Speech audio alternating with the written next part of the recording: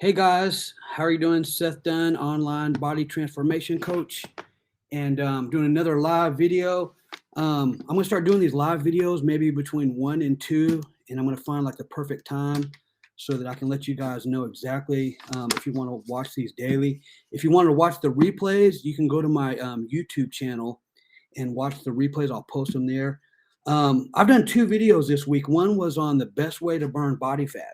What's the best way to burn body fat? And I talked about the answer is to build muscle. Use your muscles to burn the body fat. And that's how you'll keep the body fat off. The more muscle you have, the faster your metabolism is at rest and the more fat you burn. And then my second video was what's more important to lose body fat? Tracking calories and just dropping your calories, or tracking your macros, which are the protein, carbs, and fats. A certain amount of protein, a certain amount of carbs, a certain amount of fat. And the answer was track your macros. And your macros, when you add them up, equals calories. So when you're tracking your macros, you're still tracking calories, but the macros change your body composition because you want to eat a certain amount of protein and carbs and fats for your muscle and also fat loss. And just for those people that don't know, 1 gram of protein equals 4 calories. 1 gram of carbohydrate equals 4 calories. 1 gram of fat equals 9 calories.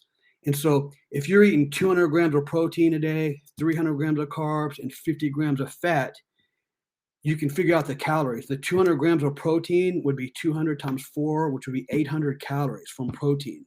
Okay. And so I don't want to get too far into that.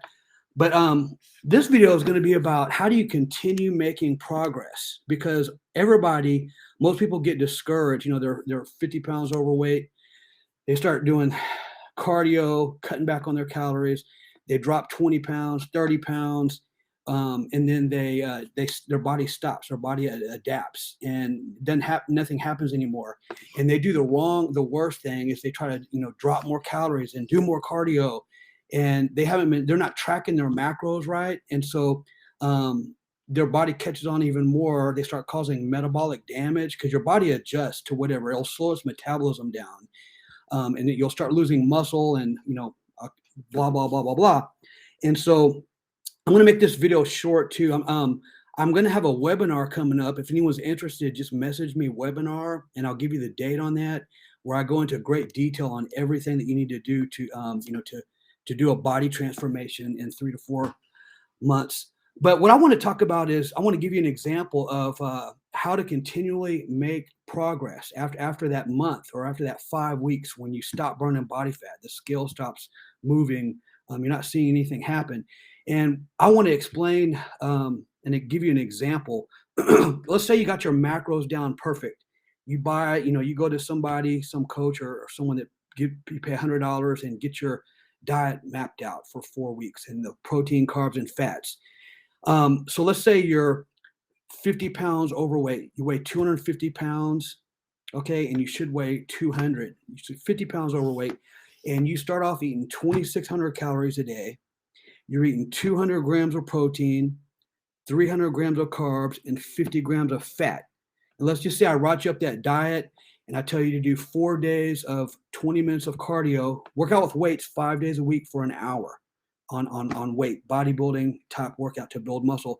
And after the workout, you do 4 days of 20 minutes of slow intensity cardio, walking on the treadmill, walking your dog, but you're eating those 2,600 calories, 200 grams of protein, 300 grams of carbs, and 50 grams of fat. And I just say, go. And I'll see you later. Thanks. I'll take your $100 or whatever. And that's going to work for 4 or 5 weeks. And then you can't do that for 12 weeks. You can't do that for 16 weeks and go from 250 down to 200 pounds and go from 30% body fat down to 8% body fat. Your body is going to adjust because your body changes. And let me explain why. Let's say you're doing that diet and you go from 250 pounds down to 220. You lost 30 pounds, okay? And during that time, let's say you gain 5 pounds of muscle, which speeds your metabolism up. You gained 5 pounds of muscle, but you lost 20 pounds overall, and you went from 30% body fat down to 20% body fat. Well, now, instead of you weighing 250 at 30% body fat, now you weigh 220 at 20% body fat. and you're more muscular. Well, now you're a different person. Your metabolism has changed. You're burning more fat, and you have more muscle that you need to take into consideration. So you have to change those calories, okay? And then same thing is going to happen. You weigh 220. You make a calorie adjustment. You change your protein, carbs, and fats based off your new body because you're not making any more progress. And then let's say you're down to eating, let's say 2,200 calories, and you increased your protein and dropped your carbs down a little bit. And then you drop another 20 pounds and go down to maybe your goal weight of 200 pounds, and now you're 10% body fat. And in order to get down there, you had to go down to even 2,000 calories. So now you're 200 pounds, 10% body fat, and 2,000 calories. Well, your body is a completely different body again than the 220-pound body and the 250-pound body. Because in the end, if you do it right, let's say you gained 10 pounds of muscle. So now you're 200 pounds with 10 more pounds of muscle than you had when you were 250, and you're lean. Well, now your insulin sensitivity, that's another topic.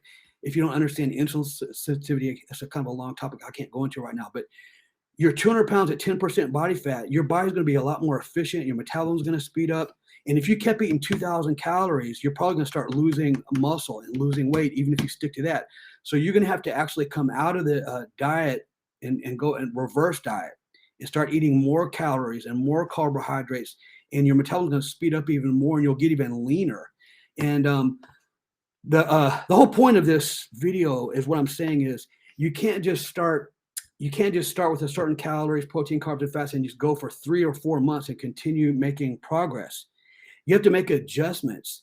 And this is where a professional like me comes in, or a professional coach that you know. And most, you don't want to just get somebody that's, there's personal trainers that have never competed, they've never got lean. And if you ask them to lift up their shirt, you're in better shape than they are at a lot of these gyms.